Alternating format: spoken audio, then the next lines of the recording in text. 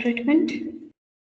And in the last class, we discussed about sprinkler irrigation method, subsurface irrigation method, and surface irrigation method. So here, the obtained wastewater, which contains organic waste in it, it is used as a water in the irrigation system. So how we are going to use it in the form of a water? So that is either by sprinkler irrigation, or else you can use the subsurface and the surface irrigation method. So next, in the today's lecture session, we'll be discussing the preventive measures and minimize water use when it's raining, dispose of household chemicals and automotive fluid properly,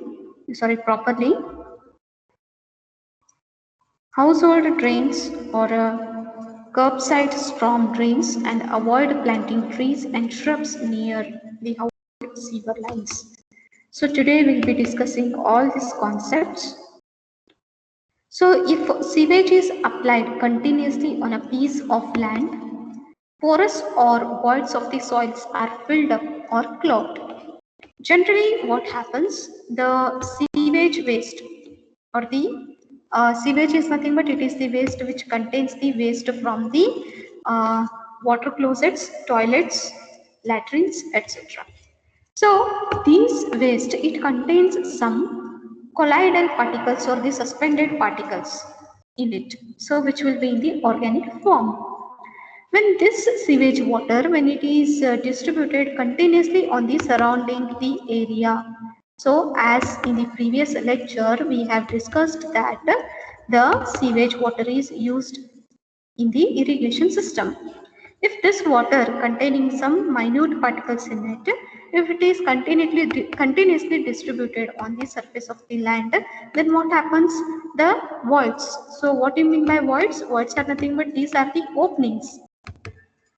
Okay, so these are the small openings which are on the or between the soil particles. So let me draw it here. So voids are nothing but these are the openings. So these are the soil particles, and here you can see the voids are nothing but it is a space which is available between two soil particles. Okay, so initially these soil particles are filled with the air. Okay, if it is in dry condition, then this particular voids are filled with the air. But when it comes in contact with the water, then what happens? This particular air is removed off. It is replaced by water. Okay, so this air which is present here, it is going to be removed off and it is replaced with the water in it. So which kind of a water we are using here? It is a sewage waste water. Okay, sewage waste contains a minute suspended particles in it. So due to continuous supply water on the surface of the soil, what happens? These voids are filled with the materials. Which materials is that? It is the sewage materials, organic materials will be filled. And this soil will be completely clogged. What do you mean by clogging? It will block. So no further infiltration takes place in this soil. So this is the one of the measure should be taken so that the clogs, the voids should be clogged, should not be clogged, that we have to take into consideration. So the free circulation of the air is thereby prevented and anaerobic condition develops. What do you mean by anaerobic? Anaerobic process is nothing but, so the sewage contains organic materials. So if it is organic material, then also it contains some bacteria in it. So there are some of the bacteria which works under anaerobic condition. Anaerobic condition in the sense, so in absence of oxygen, they are going to survive. So here what happens, the bacteria is going to consume all the air which is present here. Okay, when complete air is consumed by the bacteria is going to die. So think that there is an opening like this. Okay, and these bacteria, they are going to consume all the air which is present in this entire surface. So when this bacteria, when it is going to consume all the air, then there is no sufficient air available here. So therefore the bacteria will not get the sufficient air, and therefore the bacteria are going to die. So here in this place, in spite of air, there will be deposition of a dead bacteria. Okay, so therefore what happens, the surface is going to clog. So at this stage the land is unable to take further sewage load. So due to blocking of the voids, so there is no further infiltration takes place. So organic matter decomposes and foul smell gases are produced.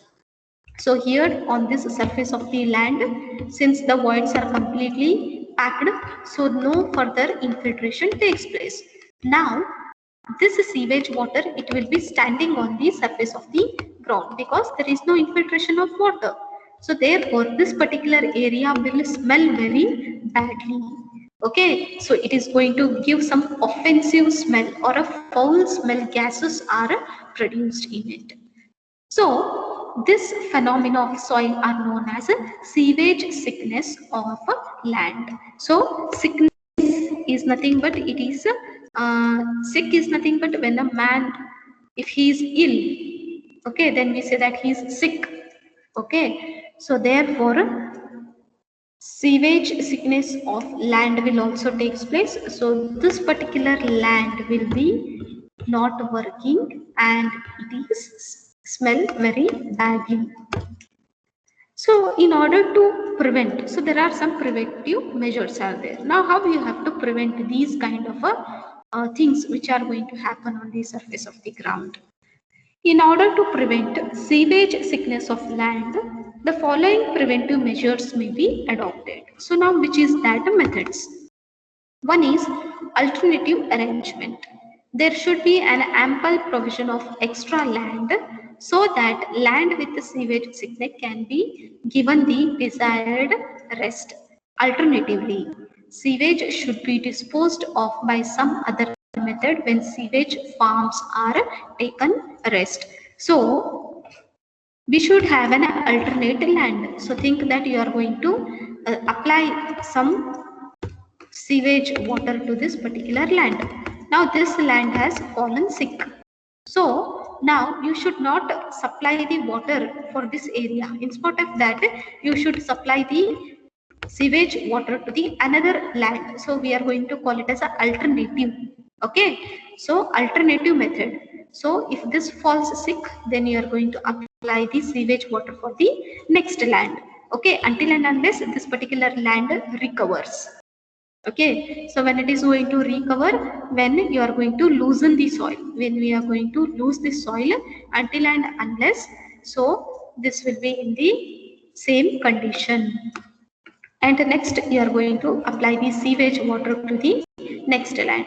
If this falls sick, and if this the first land, if this recovers, then you are going to supply the water alternatively. So which kind of water it is? It is a sewage water. So there should be an ample provision of extra land so that land with sewage sickness can be given the desired rest. Alternatively, sewage should be disposed of by some other method when sewage farms are taking rest. Depth of the sewage. So if a sewage is applied in excess, the chance of sewage sickness are increased. The land is unable to receive the excess sewage in a satisfactory way and it ultimately clogs up. Depth of the sewage on land should be carefully decided by keeping it in view the climatic conditions, drainage facilities, nature of crops, and characteristic of soil. So these all things are taken into consideration before disposing the sewage waste or the sewage water on the surface of the ground. So the chances of sewage sickness. So why it happens? Because we have not considered the climatic condition. So in some of the areas the climate may be damp. Okay, it may be contain large amount of moisture content. If it also contains some moisture content in the soil, and if there is no proper drainage facility and nature of the crops, so this all terms should be taken into consideration, and afterwards we have to supply the sufficient sewage water to the land. Drainage of soil. Subsoil drain pipes should be laid in sufficient number to collect the percolated effluent. So, in order to avoid the sewage sickness, what we are going to do? So, think that this is the earth surface, and these are the subsurface drainages. Okay, so here what happens? The percolated sewage water is going to travel in the vertical direction and it is collected into some drains. Through these drains, what happens? The water will be coming out. Okay, so think that here there are some plants. You have grown some plants here and you have distributed sufficient sewage water on this particular land. So when you are going to supply the water on the surface of the land, so after complete infiltration, okay, so these soil particles are completely absorbed the water. Then the excess water will move in the vertical direction. So this excess water should not go in contact with the groundwater. In spite of that, you are going to provide some drains here. So this water is collected inside the drains. Through the drains, the water is collected outside and we can reuse that water. Okay, this is how we can reduce the sewage sickness. Then comes the intermittent application. Sewage should be applied on the land at intervals. The period between successive application depends on general working of a sewage farm and the permeability of soil. Depending on the nature of the soil, this period between successive applications varies from few hours to few weeks. So, the characteristic of a soil changes as the temperature changes. Okay, so we have to supply the sewage in a particular period of a day. Okay, so for example, in case of a morning, so in case of a evening, we are going to supply the water. So in the daytime, early in the morning, you are going to supply the water. Why? Because the temperature is less in the afternoon session, sorry, in the morning session and the evening session. In afternoon session, what happens? Due to high temperature, even though if we supply the water to the plants, the water will be evaporated back to the atmosphere. So this chances may takes place. So therefore, you have to supply the water in a due period. Okay. So and it depends upon the type of the soil. So you should not continuously supply the water for any type of a soil, because the soil characteristic also changes. So in the first class, I have explained you how the characteristic of a soil changes. Okay, so depending upon the characteristic of the soil and depending upon the periods, like a few hours or to few weeks, for a particular hours, for a particular week, the characteristic of a soil is going to change. So therefore, so knowing all that characteristics, you have to supply the wastewater. Then pre-treatment of sewage. Sewage should be given some pre-treatment before it is applied on the land. So as I said, there are different treatment units are there, like screening and all. So you are going to remove the concentrated particles from the sewage. So we are supplying the sewage water. Okay, but this sewage initially when it is in raw condition, okay, so when it condition, it is highly concentrated. Okay, because directly it is discharged from the industries and households, etc. So this particular sewage is very concentrated. So first we are going to make it diluted. Okay, it is very acidic in nature. If you directly supply this acidic water to the plants, then what happens? The plants are going to wilt. They are going to die. So in order to avoid that, we are going to dilute the waste. So once after diluting, once after purifying, you are going to remove all the metallic particles, all the grit particles. The sewage should contain only organic materials in it. Okay, so when it is completely diluted, then only you are going to supply the water to the plants or the land. Then rotation of crops. It is desirable to grow different type of crops on a piece of land instead of one single crop. Rotation of crops minimizes the chances of sewage sickness. As I have already explained, so the sewage sickness is prevented by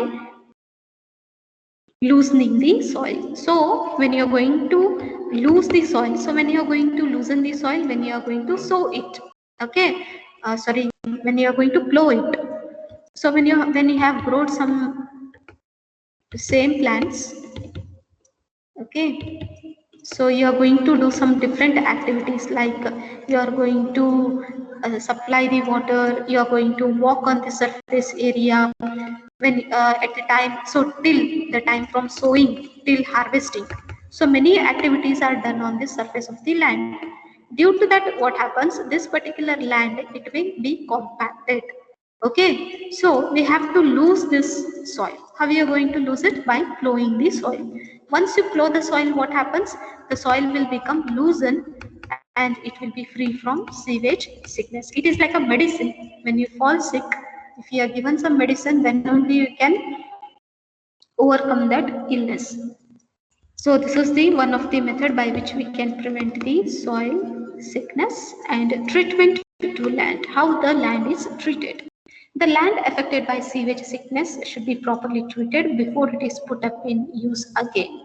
Clogged surfaces should be broken by suitable equipments. So you are going to break this clogged surface. So now it acts as an attachment between this soil particles. So this bond should be broken down. Okay. So how we are going to break this? So there are certain equipments are there like minimizing water use when it's raining. Okay. Whenever the rainfall occurs, you should stop supplying the sewage water to it. So when this rainwater it comes in with a high pressure. Okay, so think that this is the surface which is sewage sickness. So when the rainfall occurs, the rain which is going to come in contact with the voids, it is going to come with a high pressure. Due to that, there may be chances of washing out of this clogs may takes place. So therefore, no need to supply the water because we are getting the rainwater. So wait to wash clothes to run the dishwasher until the rain stops to loosen the burden on the sanitary system, reduce waste water use by installing low flow toilets and shower heads, and turn off the waste water when you shave or brush your teeth. So this is how we are going to minimize the sewage waste, supplying the sewage waste whenever there is a rainfall. So if there is any rainfall occurring outside, no need to supply the sewage waste to the land.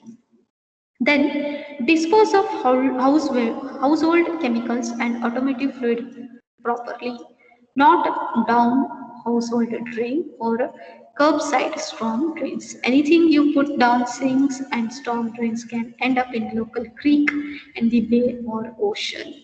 Generally what happens, the household chemicals. So in houses we are going to use some chemicals. So incidentally we are going to use some chemicals. So these chemicals should not be drained inside the storm drains because drains are nothing but these are the drains. So these are the pipes which collect the storm water in it. Okay. So in this case what happens if this particular type of a drain, if it carries some chemicals in it, then what happens? These drains are connected to the oceans, so all the chemicals from the households are deposited in the ocean. Suppose if you are going to use it to gardening the plants, so for gardening purpose, then what happens? These chemicals are absorbed by the plants. Okay, then don't put fat, oil or grease down the drain. The sewage should contain the organic waste. I said that sewage should contain the organic waste. Though the fat, oil or grease may come. So oil is nothing but it is an organic compound, but it is not going to sink. It is not going to combine with the water. It is going to sink on the surface of the water. So this is the one of the drawback of supplying the fats, oils or grease to the drains. These substances clog both plumbing and the sewer pipes, causing breakups. So these particles are very sticky in nature. Okay, so it once they stick on the surface of the pipe. So think that these are the drainage pipe. Okay, and this is nothing but the sewage containing oil grease. So these oil particles or grease particles, they are floating. Okay, so this floating oil or grease particles, they will stick to the surface here, surface of the pipe. Okay, and it is going to, and it act as a sticky, it is sticky in nature and it is going to stick all the inorganic compounds, and a layer is formed here. Okay, and which is going to increase day by day and it is going to clog the pipe. So therefore don't supply the fat, oil or grease into the drain.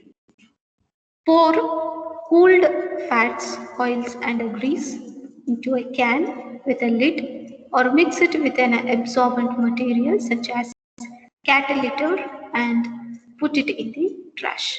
So before distributing or before disposing these kind of a waste directly into the drains, first use some absorbent materials. So there are some materials which is going to absorb this waste. Which kind of a waste? Either it may be a fat, it may be a oil, it may be a grease. For example, if you take a detergent, so detergent, it is going to remove these particles. It is going to absorb these particles, we can say. Okay, so first use some materials so that they can absorb these materials and then put it into the trash. Wipe down greasy pans and dishes with a paper towel. Dispose of the paper towel in your kitchen, scrap recycling or in the garbage. So there are two ways by which we can recycle the waste. One is the liquid waste and one is the solid waste. Okay, liquid waste we are disposing it to the plants for gardening purpose. But what about the solid waste, organic solid waste? So we are going to decompose it and we are going to use it as a good fertilizer. So if any dishes, if it contains oil or a grease pans, then before washing it with the water, first clean it with a paper or a towel. Okay, and the paper or a towel which is used to clean these pans are disposed of in which type of a basin? In a recycle basin, so that this paper can be recycled and the organic waste can be used for the plants.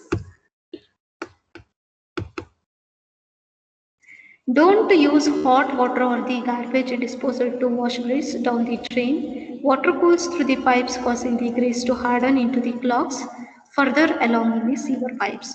Generally, what we are going to use, what we are going to do, instead of washing with a paper or a towel, we are going to pour some hot water, because hot water, when it comes in contact with the oil or any fatty materials, so these fatty materials, they are going to be in a liquid form and they are going to pass it through the pipe.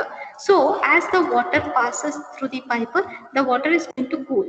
So as the water cools, the water containing the grease particles is also going to cool and they are going to deposit on the surface of the pipe and the pipe is going to clog. So don't use hot water for the washing the grease. Drop of large amount of cooking oil like used oil from a turkey fryer at a grease recycling locations. If the cooking oil is in large quantity, so don't directly dispose of into the pipe. So you can use some recycling locations, grease recycling locations. So there you can fill this cooked oil and you can recycle it. Next comes inspect your sewage cleanout. So the cleanout typically is a small pipe about 4 inches in diameter used to access the lateral line for a cleaning. So make sure the cap to the cleanout pipe is on and has not been damaged, and replace it if necessary to prevent rainwater from entering the sewer systems. So these are the checking whether the sewers are properly laid or if it contains any damages on the surface.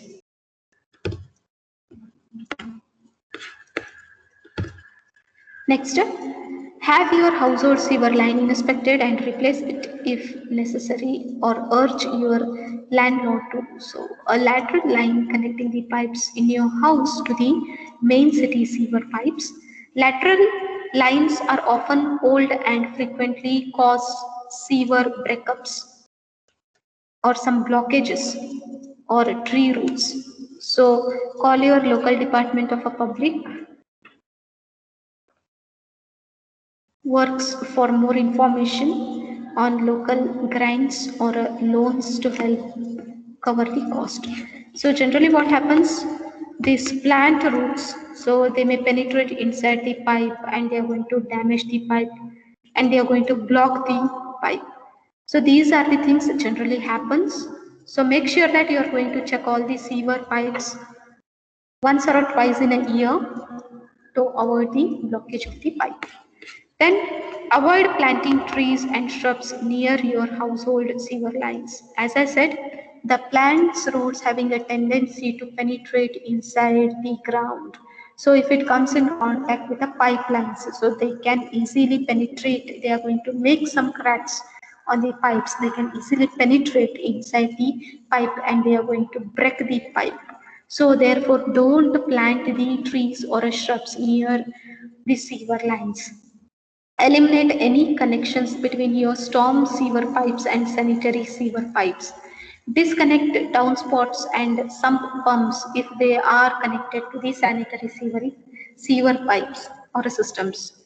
These connections cause spills and are illegal. So sometimes what happens, the water distribution system and the sanitary sewage pipes, or else we can say it as a storm sewer pipes. So storm sewer pipes are nothing but these are the pipes which are meant only to supply the rainwater.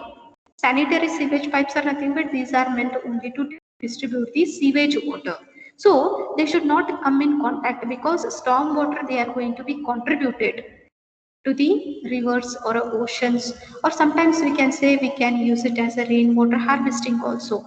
If these pipes, that is storm water pipes, if they come in contact with the sewer pipes, if the storm pipes are having some cracks or damages, then what happens, the sewage pipe also have some cracks or damages. So the sewage pipes come in contact with the storm water pipe, and a small quantity of a sewage, when it comes in contact with the storm water, the entire storm water is going to be polluted. So therefore it is an illegal where the storm water and the sanitary pipe should not come in contact in other countries. So consider installing a grey water system to capture and reuse nearly clean water for your garden. What do you mean by grey water? Grey water is nothing but it is the water which is obtained from the toilets and bathrooms. So bathroom waste contains only, the wastewater contains only the soap. Okay, so therefore you can use it for your gardening purpose. So it is called as a grey water system to capture and reuse nearly clean water for your garden. So my dear students, this is all for today we have discussed. So they may ask you in the examination that how you are going to prevent the land. What are the preventive measures should be taken to minimize the sewage sickness? So these all are the points which we have to mention in the examination. So my dear students, this is all for today. Let us meet in the next class. Thank you. Thank you very much.